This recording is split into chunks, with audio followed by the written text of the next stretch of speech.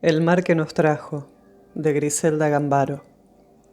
Un murmullo de mar, un eco de memoria. En el verano del 89 se produjeron dos acontecimientos importantes en la vida de Agostino, cuyo transcurso no le había deparado sufrimientos ni alternativas notables. En primer lugar, su futuro cuñado intercedió ante la compañía naviera en la que trabajaba y le consiguió un contrato como marinero en la línea Génova-Buenos Aires. En segundo lugar, se casó con Adele. Él tenía 19 años y hasta ese momento solo había conocido la isla y el mar que la rodeaba. Cada atardecer, salvo que el tiempo lo impidiera, salía en barca bajo patrón, en jornadas que, según la pesca, concluían al amanecer o al mediodía siguiente. Se trabajaba mucho y se ganaba poco. En cambio, marinero en un buque de ultramar, su porvenir sería distinto. Bien lo sabía por los paisanos embarcados que cada 2 o 3 meses regresaban a la isla con provisiones exóticas, regalos y dinero en el bolsillo. Decían que el trabajo distraía de la ausencia. Agostino recibió las felicitaciones de sus compañeros, ligeramente resentidas en los más jóvenes, que envidiaban un destino semejante. A 2 o 3 podría sonreírles la fortuna, como había sucedido con Agostino, pero la mayoría poco conocería del mundo. Ellos estarían condenados al mismo ritmo de trabajo toda la vida, la pesca, la venta a precios viles y el ocio destinado al arreglo de las redes. Solo tenían a su favor el mar, habitualmente sereno, pero que de vez en cuando también se encabritaba. Agostino estaba muy enamorado de Adele, que había cumplido 17 años. Cuando la familia de ella impuso el casamiento, Agostino aceptó. El padre y sus 2 hermanos mayores, Césare y Renato, en una reunión solo de hombres, dijeron: Adele era honesta, el viaje sería largo. Un novio que parte no otorga la misma seguridad de un marido que parte. En este caso, estarían los votos de fidelidad pronunciados, el compromiso asumido ante Dios, de una vida compartida hasta la muerte. Tenían los rostros severos, discurso solemne, y Agostino no hubiera podido escapar de la reunión sin acceder al casamiento. Pero él también lo deseaba. Brillaban sus ojos cuando estrechó las manos del padre y de los hermanos de Adele, cuando brindaron con vino antes de llamar a las mujeres.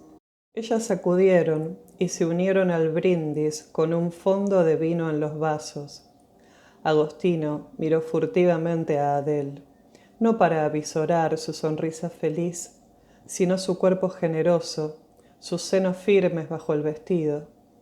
Falto de aire, respiró con la boca abierta.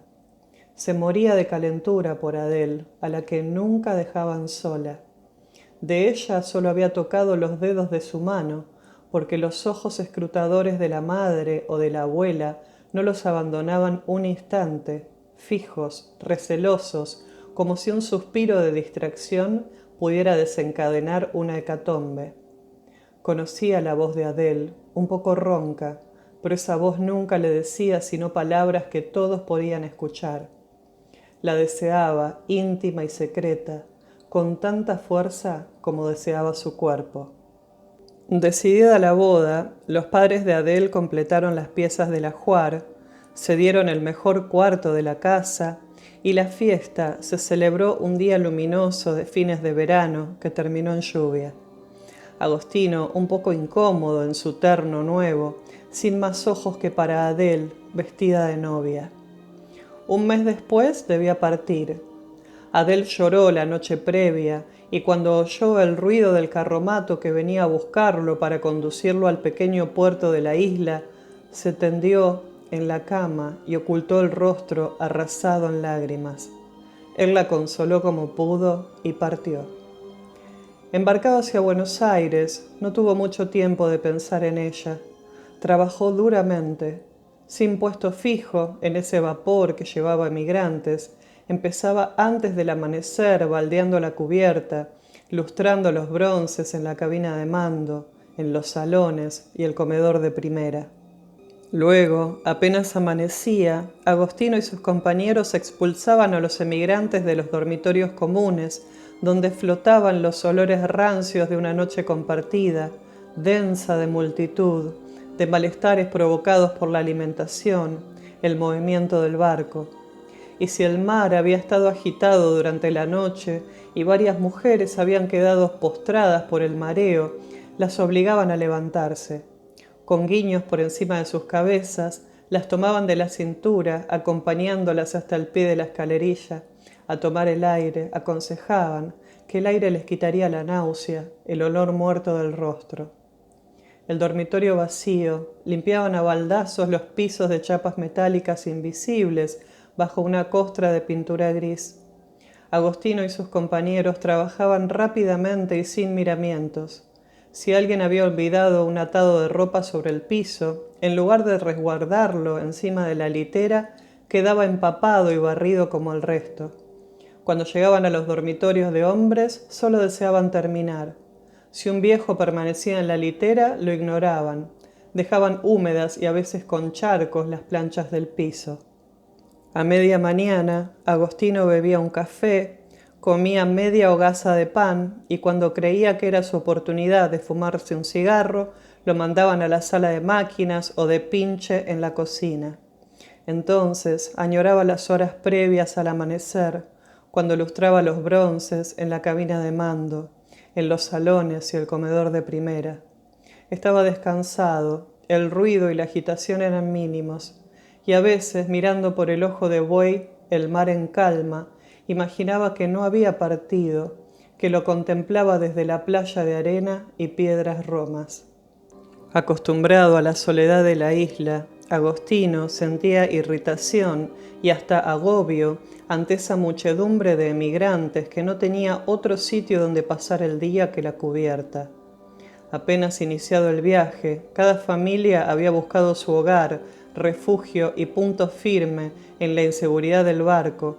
Había armado su reducto llevando a cubierta sus objetos preciosos que no abandonaban de la mano, amén de sillas, mantas, lienzos, que daban protección cuando la lluvia castigaba o el sol picaba fuerte. Aturdían a Agostino tantas voces interpelándose a los gritos, voces vivaces o tristes que discutían o conversaban para abreviar el tiempo que no transcurría nunca.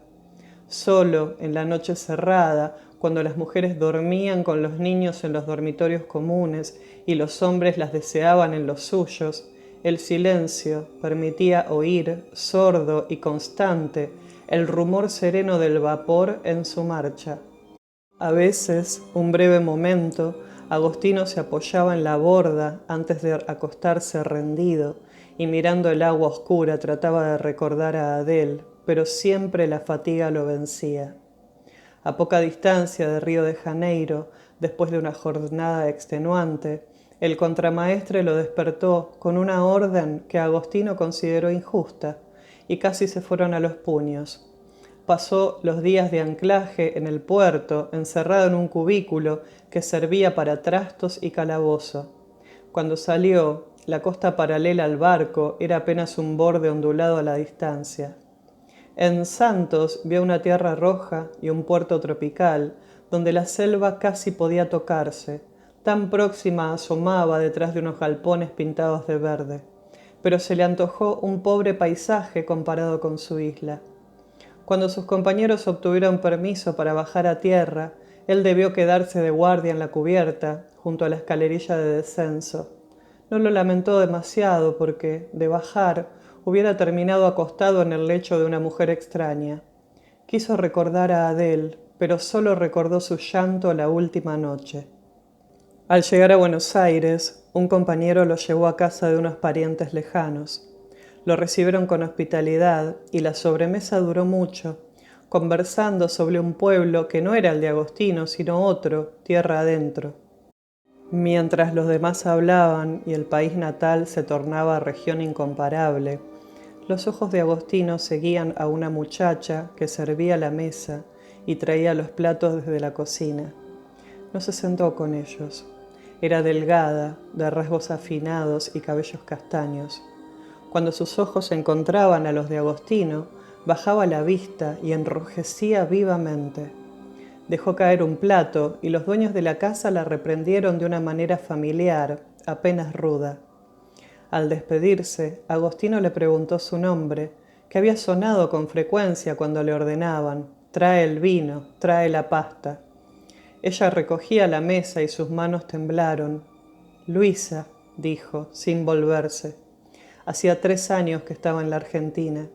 Era de Florencia y le habían pagado el pasaje para que anidara en la casa y atendiera a los niños.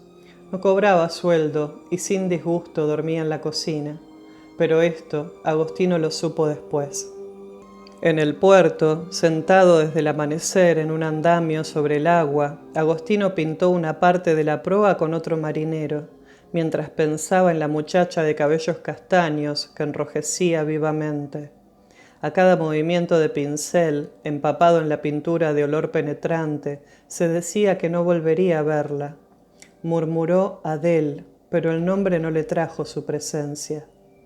Cuando media tarde se desocupó y le concedieron permiso para bajar a tierra, se lavó y cambió de ropa, abandonó el barco y se apostó frente a la casa, la misma casa de balcones y altas puertas cuyos dueños le provocaron de pronto una irresistible antipatía. Las palabras condescendientes, apenas rudas, apenas mordaces, ante un plato roto. Sostenido por una infinita paciencia extraña a su carácter, desarmado de pensamientos, permaneció inmóvil frente a la casa. De vez en cuando se frotaba las manos y alzaba la cabeza fugazmente para distinguir la variación de la luz. Fue atardeciendo, pero antes de que cerrara la noche, ella salió. Llevaba un delantal con pechera sobre el vestido gris y cargaba un canasto de compras. Descubrió a Agostino en la vereda de enfrente y una llamarada le subió al rostro. Iba a tomar a la derecha, hacia el almacén de la esquina, y torció a la izquierda, acelerando el paso. Él la siguió. Luisa no volvió a la casa, ni él al barco. Cuando Agostino se le terminó el dinero, ella estaba embarazada. Se lo confesó una noche con un sentimiento de culpa. Oyó su risa. «Suele pasar», se burló Agostino, poniéndole la mano en el vientre. Y ella, llena de gratitud, se dijo que no lo merecía. Él se durmió pronto, con la sombra de una preocupación en la sonrisa que ella no vio en la oscuridad.